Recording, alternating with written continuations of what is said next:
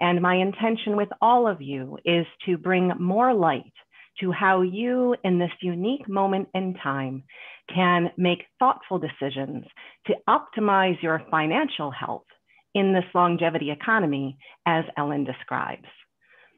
As we begin today, I'm going to support my comments with you with some slides. And the first of the slides that I hope you can all see here with us today is a series of pictures, because I think it's important as we have this conversation around financial health to know a bit more around why even bother to listen to me. And I offer this to you from both a very personal and highly professional perspective. Put most succinctly, as Ellen described, I am a certified financial planner, a fiduciary, which means everything I do is always with your best interests in mind. And I do that professionally today as a vice president and private wealth advisor at Procyon Partners. And you can see my colleagues, just a few of the members of that team in the bottom of the screen here. To complement those day-to-day activities, where every day what we're striving to do is help people understand what your unique financial choices are today and how you can best set yourself up for success over time, I offer people perspective because of my own personal experience. You see on the right-hand side of the page, there's a picture of my husband and me. Very long story short, I had been enjoying a very satisfying year in financial services. I had been working in the field for more than 15 years when a series of unforeseen health experiences in rapid succession caused my husband and me to second guess everything. Put most succinctly, we had 7 miscarriages in a short period of time. I gained 80 pounds, lost 60 of them in trying to numb the pain of those losses, and additionally was diagnosed with a condition known as alopecia areata universalis, which is where I lost all my hair. Even today, this wig is fake, the eyelashes are fake, thanks to the power of great resources and YouTube, because I chose to simulate a look that was how I used to look. Why do I offer that to you in this moment? Because it was in those depths of despair, those darkest moments, when personally my own family and I were saying, what is this all about? That I had both a personal and professional epiphany. And the insight was this, that in life, there are things that we can control and those that we can't.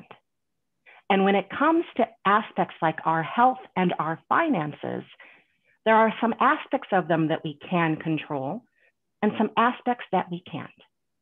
And I, as someone who has been in finance for, at that time, 15 years, said, if I don't know what's happening to my life personally this moment, then by golly, I'm going to dedicate my professional life to use my financial skill set, my desire to help people and help them own their, as I called it, financial health going forward, because I want you to own the power that exists in your financial health so you can have as sustainable a life as possible.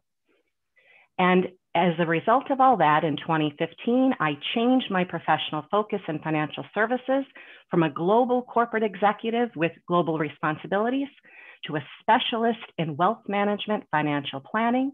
And the other 2 pictures illustrate how and what I'm doing today.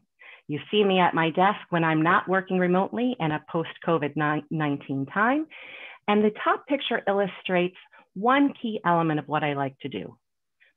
Put most simply, I like to make finance real, personal, and meaningful. So what I'm offering you today is the result of many, many conversations, having developed hundreds of plans for clients over the last 5 years. And I love to have conversations like this today, where people's mind shifts are open and there are new opportunities to think differently about finance. With that context then, what is financial health anyway? When I say financial health is so important, how am I defining it? And especially in the context of the longevity economy. The first component of the 3 components is being healthy. And when I talk about financial health, I'm talking specifically of 3 C's. Clarity in what you are doing, comfort around why you are doing it, and confidence that you are exerting control where you can. When you have those 3 C's, it's not saying that you're clairvoyant. It's not saying you know exactly what's going to happen at any given time, but it's saying, you know what? I know what's important to me. I have an appreciation for all the different inputs and options available. And even when I can't control everything in the world, I am influencing where I can. And as a consequence, I'm confident as life inevitably changes. Complementing that healthy approach, there are 2 other components. The first of which is being wealthy. And here I am very clear. Wealthy is not having a certain amount of money in your bank account. It's not living in a particular zip code or wearing particular clothes. It's all about being able to afford the lifestyle that you seek. And that's what's most critical. Being able to go to sleep at night, knowing that you are living within your means, setting yourself up for a sustainable life in the future. And this is particularly important in our post-COVID-19 environment, when it has been reinforced for all of us that we don't know how long we have. So what we want to do is establish a wealth mindset where we can afford the lifestyle that we seek. And lastly, when it comes to financial health and longevity economy, I want you to be wise. And what do I mean by that?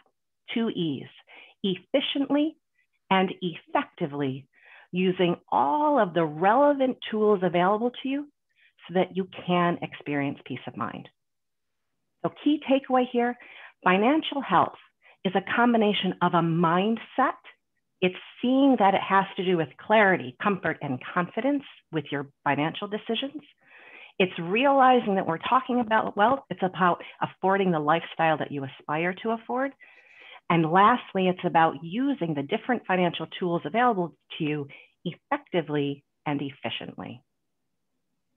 And as a result of this, as we're all trying to aspire to be financially healthy, I would say there are 4 main questions that I hear different people ask every day.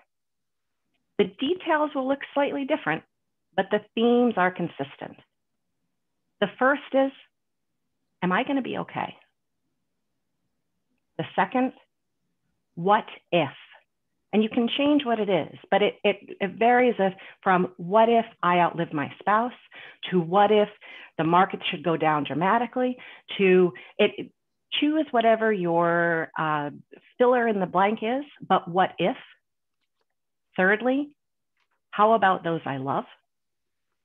And lastly, even for those people who might be at a more experienced level of financial health, it's a question of, should I be doing something more? Should I be doing something different? Are there tax efficient savings I'm missing out on that I need to think of differently? In light of the new administration, what should I be doing in addition to what I've been doing all along? And the reason why I highlight this is, as Ellen said, while we expect in light of this longevity economy to live into our 90s, whether we're 22 or 72, these 4 questions are relevant to so many of us and come up at these different life stages with maybe some of the details fine-tuned. So if we acknowledge that these are recurring questions that cause some of the biggest financial concerns, the natural thing I want to answer with you as a fiduciary financial planner is, if these are the concerns, then how do we answer them? And the way that we answer them from a financial planning perspective is with these 6 key financial planning factors. Now, if we take a step back and we think of trying to be financially healthy, I would like to broaden your definition of what personal finance looks like to include cash flows, to go beyond investments, to think of the whole universe of all the different inputs that comprise your complete financial picture. And that's why very specifically I use puzzle pieces here, because I don't know about you, but I love jigsaw puzzles. And what I have found in my own experience is, as much as I love to put the puzzle pieces together, I am not effective and successful in assembling them unless I have a clear vision on the cover of that jigsaw puzzle box of how they're all supposed to fit together. And it's the same parallel with your finances. How can you possibly make the effective and efficient use of your finances if you don't have an initial appreciation of all of the different types of pieces that you can assemble? And those different pieces are broadly represented on the screen. The first has to do with income. So when we're seeking financial health and longevity economy, whether you're 22 or 72, one of the key first considerations include, what are your sources of income today? How are they subject to change?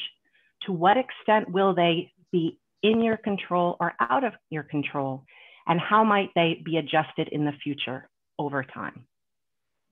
To complement the income, there is expenses. And expenses here, I love to categorize in terms of essential. What are the needs to have? You need a roof over your head, you need food in your tummy, et cetera, versus what are the discretionary? Those things for which you have a little bit more flexibility around.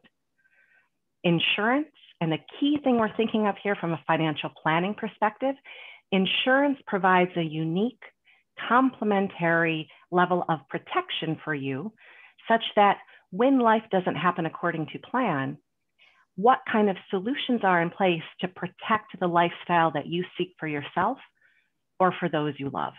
And that's why you'll see examples of insurance there, including life, health, disability, and long-term care. To complement those three initial pieces of the financial picture, additionally, investments. And here I would like to ensure that when we're talking about investments, we're breaking it down really into three areas. There's investments in you in the immediate future in the form of things like emergency savings, having 3 to 6 or 6 to 12 months of cash or cash-like equivalents on hand. Intermediate investing in you, which says, are you taking advantage of tax favorable accounts so that the money you work so hard to use is working hard for you on your behalf today and over time? And examples of those intermediate investments include things like IRA, Roth IRA, employer retirement plan, and additionally other tax favorable accounts like HSAs, as well as 529 plans. The point being, we're trying to be strategic and thoughtful around how to use those tax preferential investment opportunities in the intermediate term.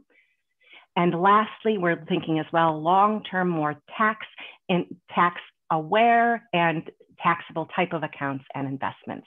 Think of typically like brokerage accounts, et cetera. So investments, we're looking at how are you making the exchange today of money that you have to invest in you and your immediate, intermediate, and longer term needs to set yourself up for success over time. To complement the investments, I am a financial planner and a fiduciary who says debt is an important consideration as part of your whole picture. I do not personally or professionally inherently view debt as bad.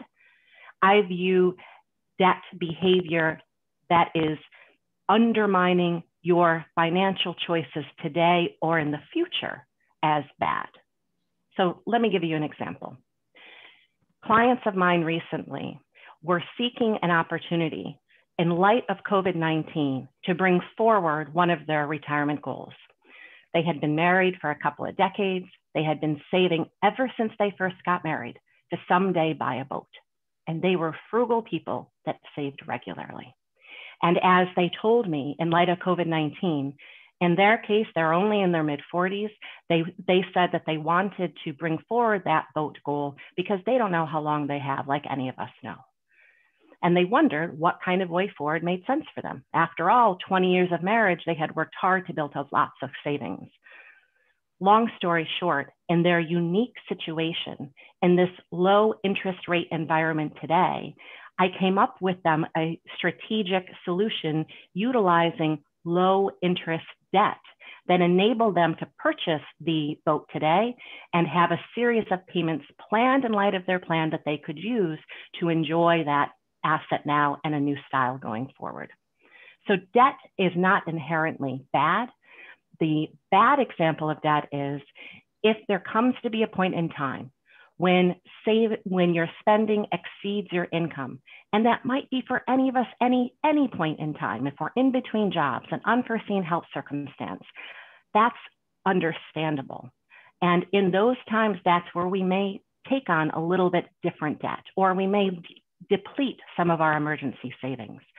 But it moves from that neutral debt instance to bad when we get caught in a downward spiral of not being able to cover it, not being able to pay it off, of double-digit interest rates on that debt that we're just constantly fighting.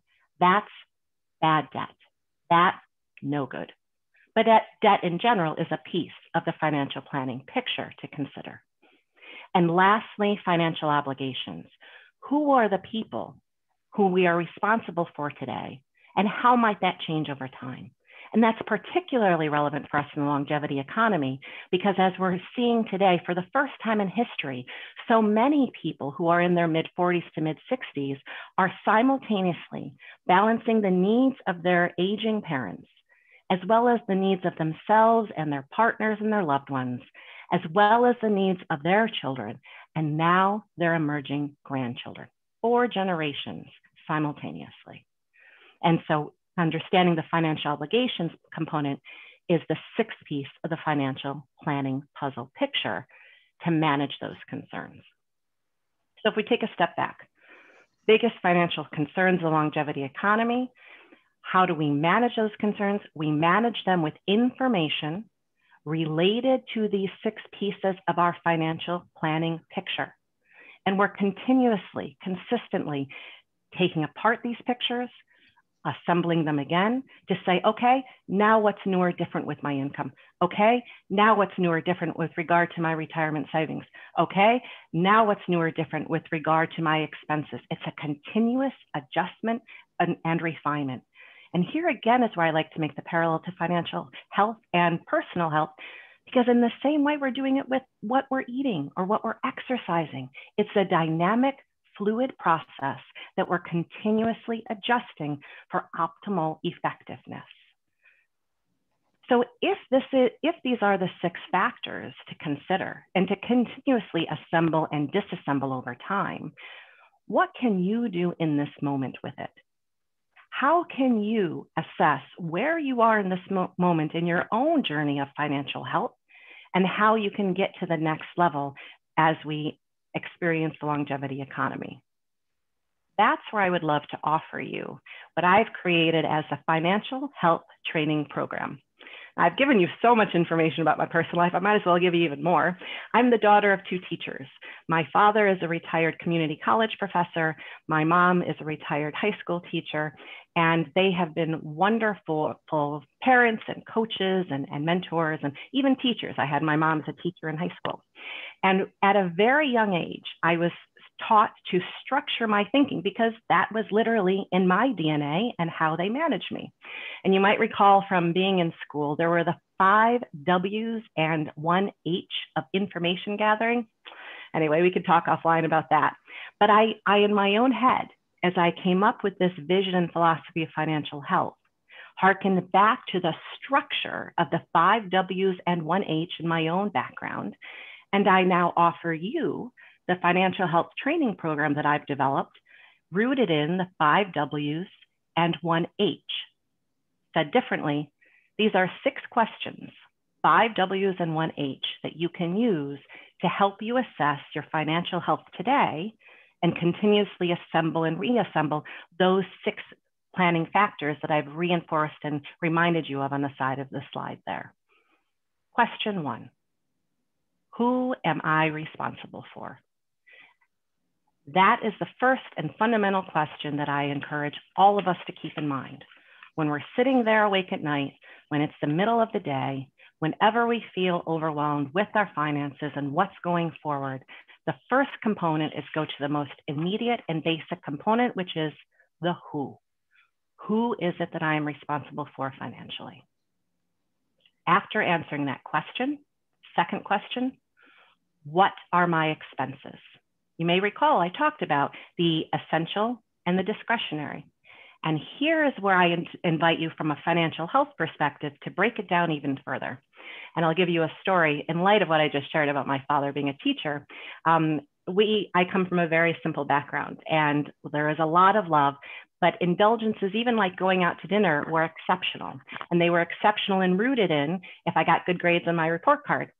So I remember very, very vividly, if I got good grades, then, and I could use a well-structured argument to my father, then he would consider if we would go out to dinner to celebrate the good grades.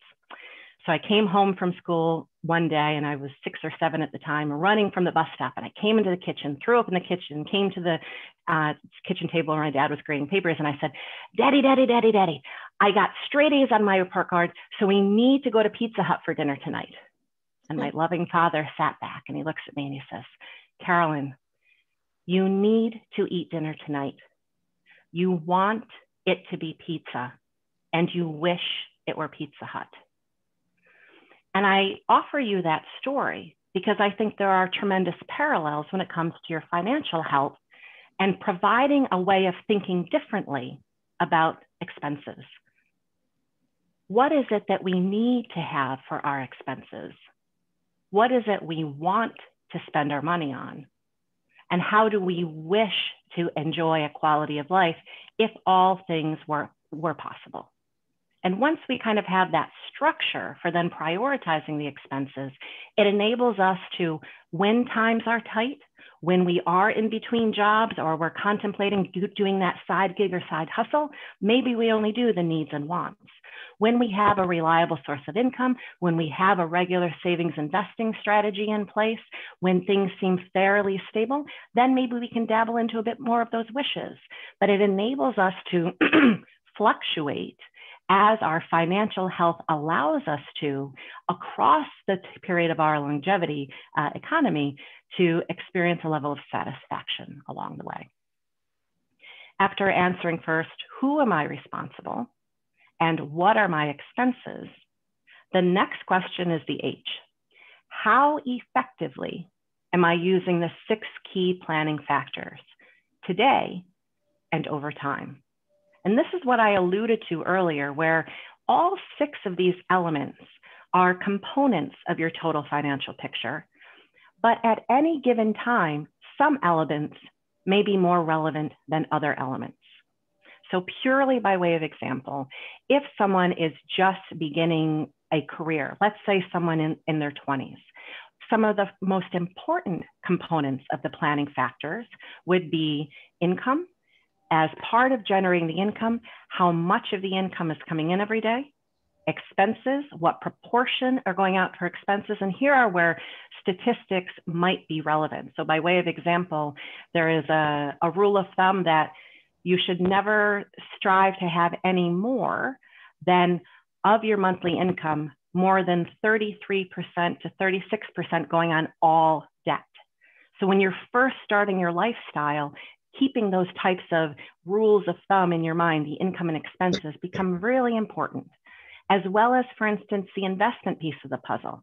If someone just starting out their career is lucky enough, fortunate enough to have access to employer retirement plan, and if there's a matching, that's a win situation. That's what we want to take advantage of.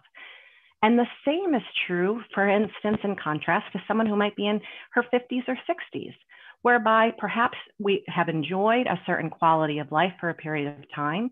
Children are now more independent and out of the nest. And as a consequence, questions around insurance might look different for that 50 to 60-year-old person. Perhaps life insurance was important to have from the 20s to the 50s to support the existing debt like a mortgage. But now when you're 50 and 60 and the house potentially is paid off, is there a different type of protection that comes to be making sense, like long-term care insurance and the inability to do one of the 2 of 6 activities of daily living, clothing, bathing, etc. As you can see from these examples, regardless of your age and regardless of your particular life experience, this question is reinforcing the fact that there are 6 different pieces of your financial planning puzzle that you can continuously use to continuously, literally, exercise your financial health and optimize it. And we're always striving to be as efficient and effective around how we can do it. And purely as a side note here, I'd like to go into the investment comment and the role of tax-deferred accounts in particular. Some people will tell me, things like, hey, Carolyn, I don't really know what retirement looks like for me. I mean, I'm not quite sure, when it's going to happen or what it's going to entail. And, I get a level of stimulation out of what I do anyway. Maybe I want to not work for someone else, but work on my terms at a point in time. All of those feelings are valid. And what I would offer you is, as long as you are an adult and as long as you are living and you are meeting your immediate needs with having some kind of emergency savings in place, consider the role that one of those tax-deferred accounts has in your financial picture. Because even if you don't know what retirement looks like for you, utilizing, accessing, contributing to a tax-preferred type of account will increase your options, enable you to save and invest today with tax-favored treatment over time. It's going to serve you in a tax-efficient way. So even if you don't have the details squared away, as part of the investment piece of your puzzle, whether you're, again, 22 or 72, consider the role that those tax-deferred accounts play and how you can most efficiently use them, given the combination of your employment situation, your income, and your age. Consider that in particular. To complement those first two W's and the H, what I additionally want to highlight is when life inevitably changes, and as I've told you, it's changed for me, what financial protections can I rely upon? And I dabbled on this a little bit with insurance earlier when I talked about life insurance potentially being a solution if you are trying to manage debt so that your survivors have access to something upon your passing, or long-term care or disability insurance. And there are other ways that you can financially protect yourself and those you love. A key example being the beneficiaries on your different retirement accounts.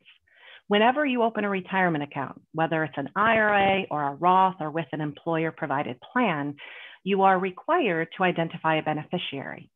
And as we all know, with life changing, that beneficiary, the person to whom you would like to have access to those assets upon your passing, may change, perhaps due to divorce, perhaps due to other life changes. Maybe you just want one niece or nephew to have it, and then at another point in time, another niece or nephew. Whatever it is, in addition to considering insurance to protect yourself by the titling that you provide on the beneficiaries for your retirement accounts. Other neat strategies considered from a titling perspective include things like if you have an individually titled financial account, explore with your custodian or your advisor the idea of having the account title as a TOD, transfer on death, or a POD account, payable on death. It has specific different passing of those assets from your ownership to the beneficiary upon your passing. Additionally, another way to protect yourself has to do with, and this is not a specific financial planning component, but it is highly related, and it has to do with estate planning. And here's where I think it's extremely important that all of us consider that we work very hard during our lives to experience a quality of life. Please protect yourself and those you love by formally documenting when your own passing should come, how you want what you own to pass to others. And general considerations for this include a will, include a healthcare proxy, which says if you're unable or incapacitated to make your own health decisions, you authorize this individual to do it, as well as thirdly, a power of attorney document, which has to do with other decision-making authorities outside of health, to include things like finances or otherwise. These are three general estate planning considerations that I think every individual should at a minimum consult with an attorney to verify which of these are relevant for his or her situation. Because if you don't do this, then the state will own responsibility for the division of what you've built up over your life to whomever is eligible for it upon your passing. As well as protection, here's where many clients ask me about the role of trusts. Trusts can and do serve very specific purposes for protecting assets, perhaps both during your life as well as upon your passing. And so it is critical to consider, just as part of an overall financial plan, the variety of ways that protecting may be relevant to you in your particular situation.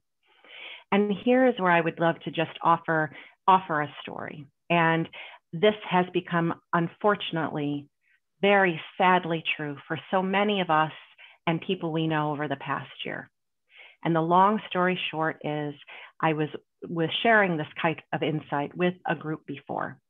And a member of that group, when I was talking about the role of integrating financial planning with estate planning and protection, and one of the people who had listened to the conversation approached me and shared with me the fact that she wished that we had been talking 6 months earlier, because as she explained, very unforeseen, her beloved husband died at a very young age, and she had delegated the responsibility for several pieces of the financial puzzle to him. And then in the midst of her grief, mourning the loss of her beloved partner, she was simultaneously on the scavenger hunt of her life, trying to find all these pieces. So the last piece I would offer you when we're thinking about life inevitably changing and what financial protections do you have in place, please tell those you love, whom you are closest to. And if you think of it framing in the words of, who do you tell I love you to? Help them understand what your decisions are and how best, what roles they will be playing should you die before them. And that lends itself in a very somber way to the next point, which is, where do I store all of the critical details related to my finances? Because as that gracious individual shared with me, unless we volunteer that to those to whom we say, I love you, or to whom we are delegating authority to then survive us and take care of our needs, they won't know where to go or how to access it or what to do unless we tell them.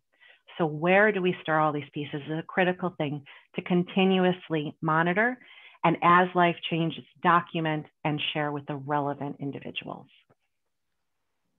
And as you can see here, we did 4 W's and 1 H. So what's the 5 W? Why? This is the element that I think distinguishes us from the different levels of financial health. Kind of similar to the whole kind of physical health where, I don't know about you, but when I was losing weight, I got into a particular cardio routine of sorts, and then I was like, I got this covered, I'm good enough. But until or unless you push yourself to the next level, until or unless you introduce a new stressor in your training routine, you won't be able to experience the next level of impact and power. And that's where this W comes from.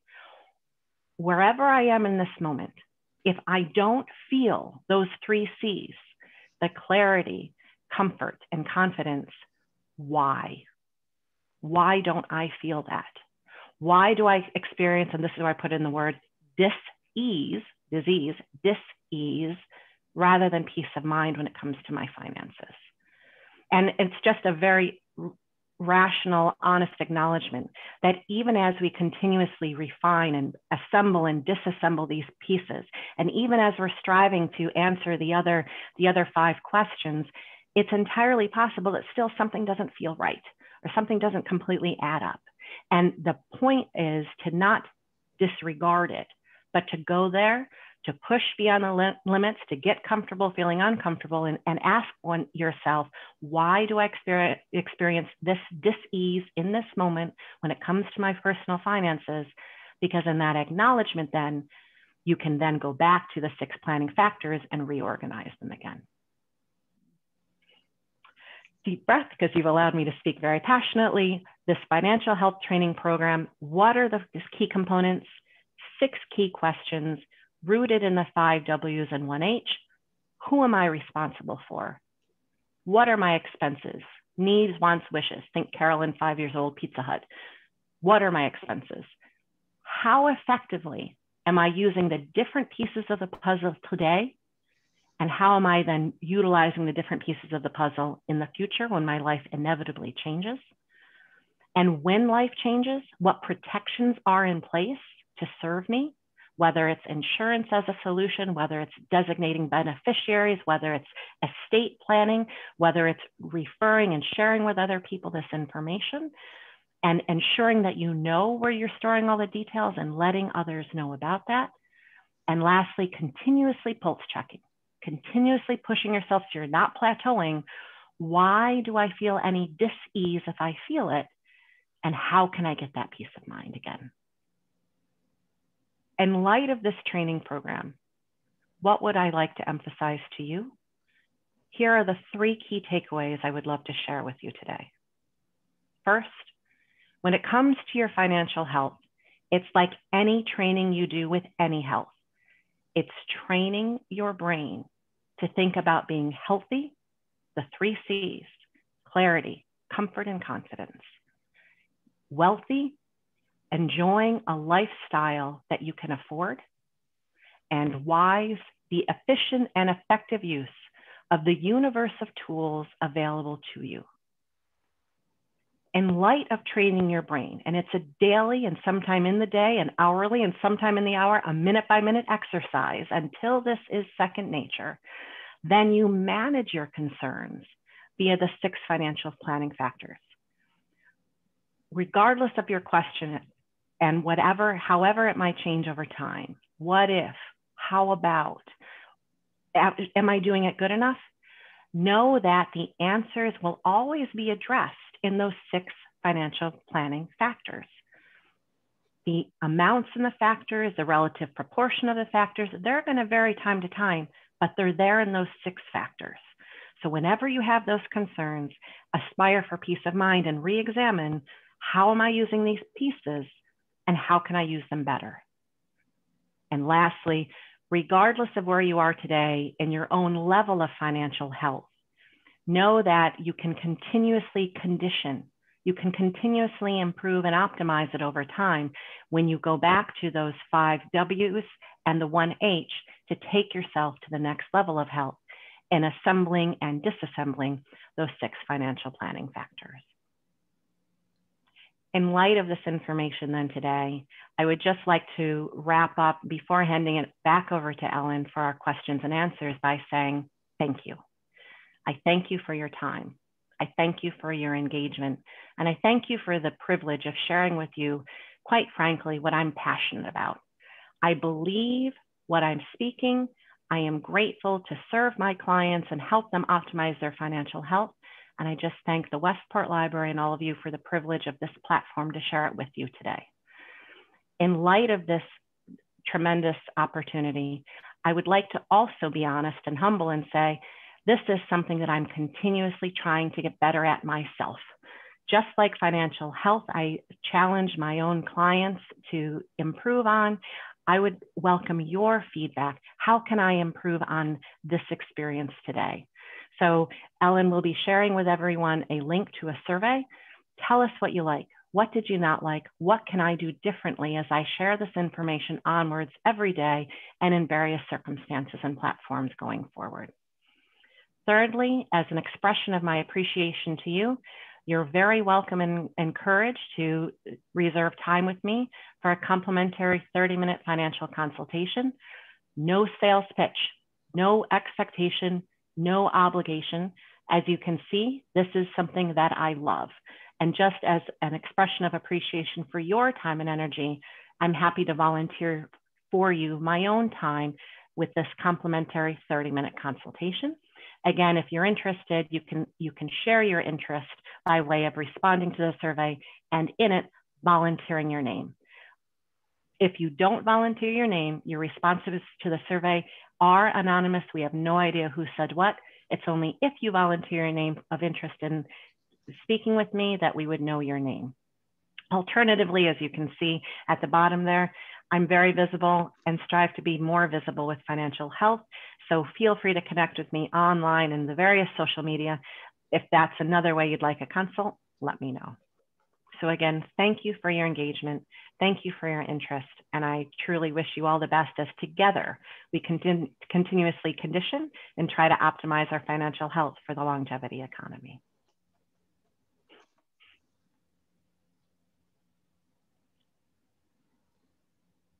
And with that, I'd love to hand it back over to Ellen. All right, folks. Thank you very much, Carolyn, for giving us such good information today. I do have one question. One person asked, can you explain or elaborate more on trusts and the difference between trusts and probate? Sure. So the first thing I think that's important to do is to say that there are many different types of trusts. Each type of trust serves a different purpose. And the individuals authorized to create trusts are attorneys. With those first three caveats, the way that I like to explain what trusts are for clients is to say, trusts are effectively assets with instructions. It's saying, this is something you own, whether it's investments, whether it's real estate, whether it's life insurance. This is an asset that you own, packaged in a legal structure created by an attorney with instructions around how it is to be used. With that kind of explanation, that's why there are all different types of trusts, like family trusts, like charitable lead trusts, or charitable remainder trusts, or marital trusts. And as you can tell, even by the names, depending upon the objective for the trust, there will be different purposes, beneficiaries, or sets of instructions for them. Separate from that explanation for what trusts are, probate is the process by which estates are settled. Probate is the standard process that upon one's passing, the process is followed for the settling of the estate. And so the time in which these intersect, trust as a pool of instructions and probate as a process, is through when someone passes. When the probate process happens, there is an acknowledgement of the different components of the estate, and one component of the estate may be a trust.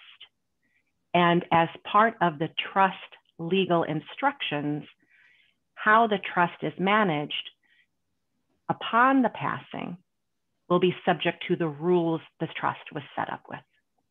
So I hope that clarifies both a little bit more detail what the trust is, how they're very different objectives and purposes, and probate as a process as two different things. Thank you, Carolyn. Are there any more questions? I'm waiting.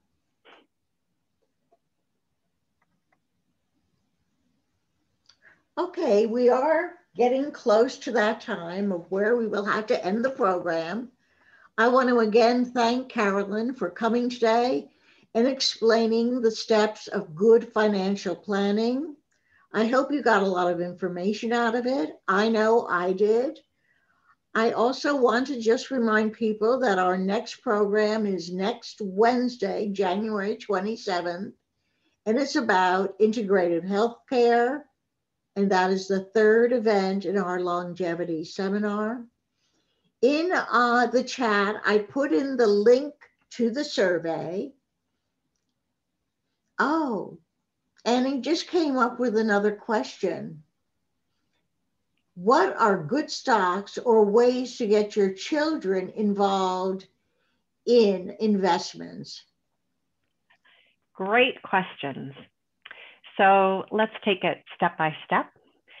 A good stock is a stock that meets your objectives, your goals, and at the right price points. And so as a fiduciary, my goal is to give you the honest answer in your best interest. And since the good stock will look very different investor to investor, there isn't a particular stock that I could volunteer to a large group like this as a general statement.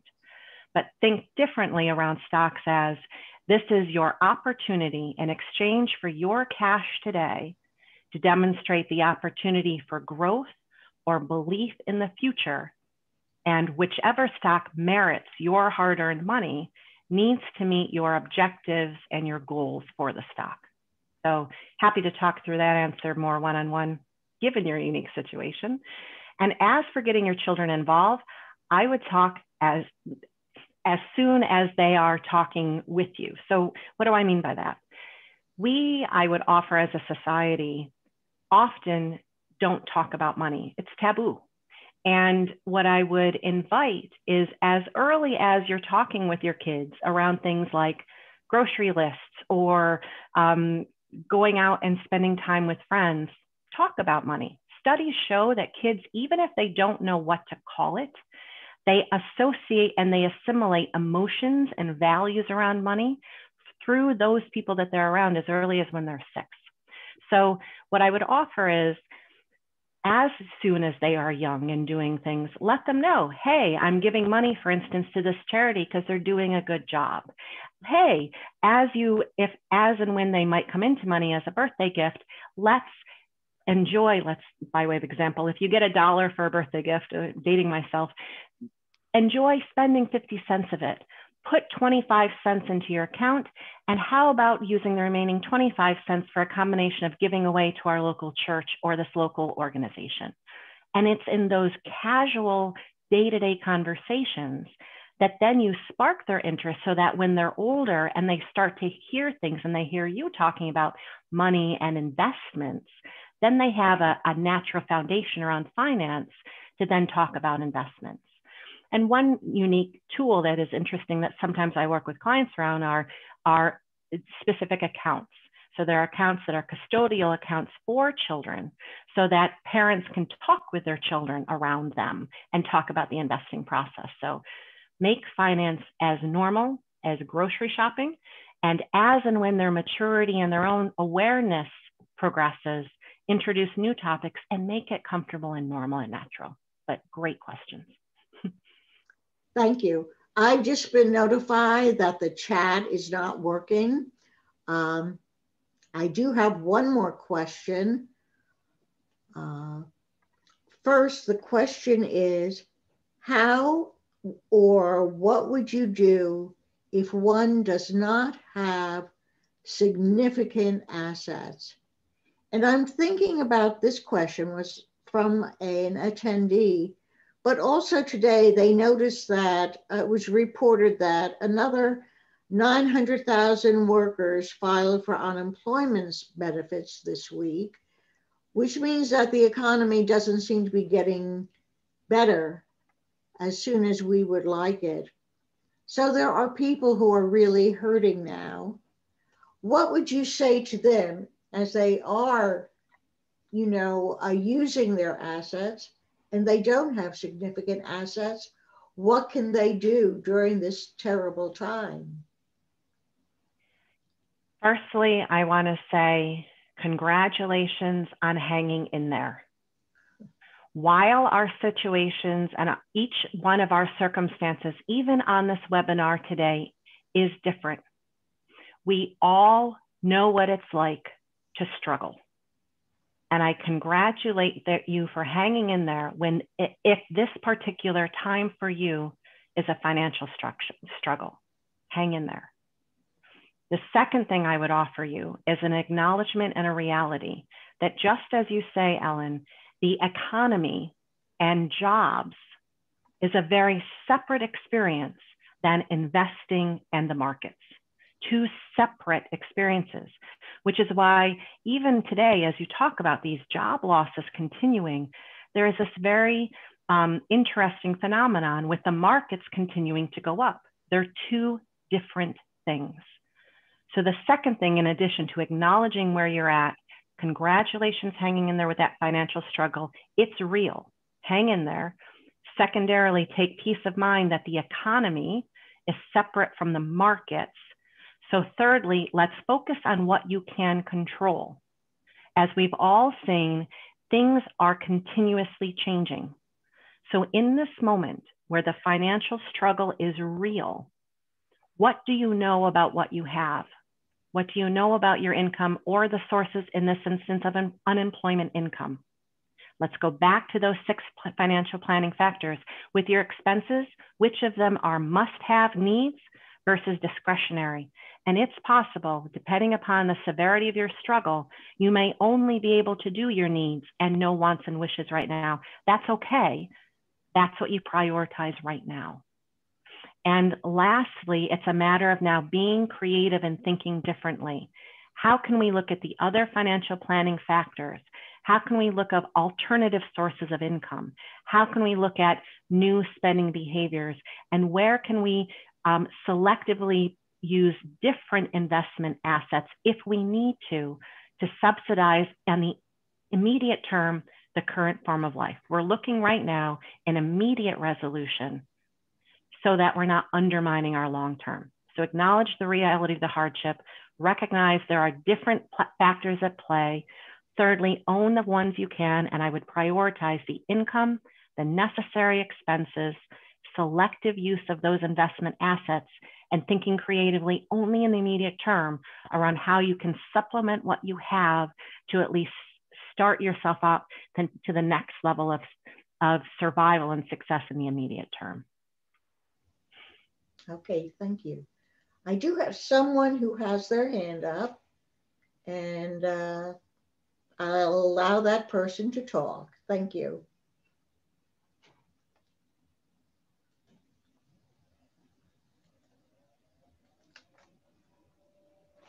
Okay, let's see if I can get him to unmute.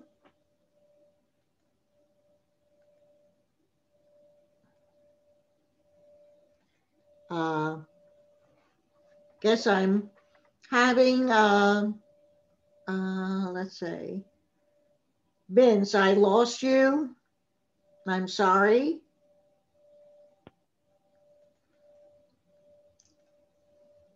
Okay, there are 2 participants who have raised hands, and I'm allowing them to talk.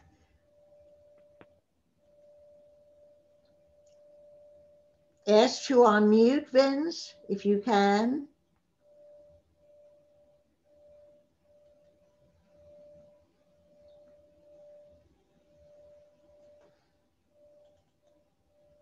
I can't unmute you. Unfortunately, you have to ask to unmute.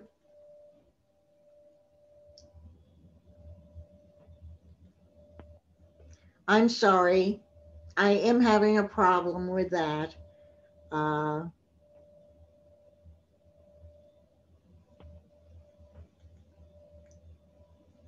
I've never had this on my chats before or webinars. Unfortunately, I'm not able to unmute you, Benz. I'm very sorry. So we can't answer that question.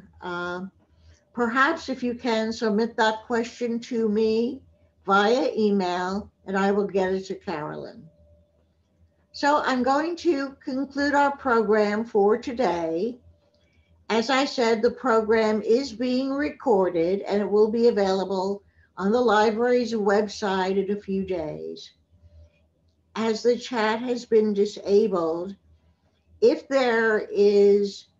you do have any questions or comments or would like the survey, please contact me at ejanpaul, Jan as in Nancy, P as in Peter, OL, at westportlibrary.org.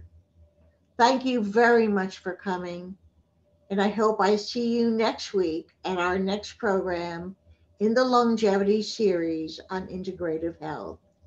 Bye-bye, and have a great day.